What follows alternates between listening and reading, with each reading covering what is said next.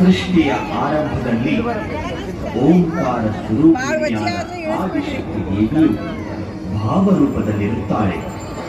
ಆ ಮಹಾಶಕ್ತಿಯು ತನ್ನೊಳಗಿದ್ದ ಭಾವವನ್ನೆಲ್ಲ ಒಟ್ಟಾಗಿ ಸೇರಿಸಿ ಜಗತ್ತನ್ನು ಸೃಷ್ಟಿ ಮಾಡುತ್ತಾಳೆ.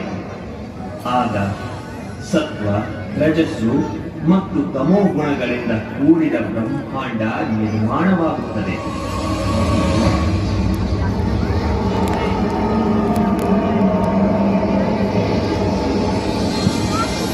ಹೊಸದಾಗಿ ನಿರ್ಮಾಣಗೊಂಡ ಬ್ರಹ್ಮಾಂಡದಿಂದ ಸತ್ಯ, ಅಸತ್ಯಗಳು ಹಾಗೂ ಬೆಳಕಿನ ಜೊತೆಗೆ ಅಂಧಕಾರವು ಜನ್ಮ ತಾಳುತ್ತದೆ.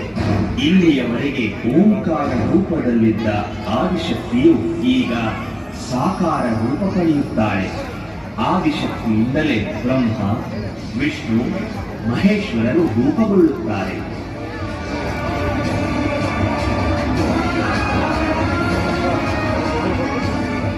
ಸದ್ಗುಣಗಳ ದೇವತೆಗಳ ಜೊತೆ ವಿನಾಶ ಮಾಡುವ ರಾಕ್ಷಸರೂ ಜನ್ಮ ತಾಳುತ್ತಾರೆ.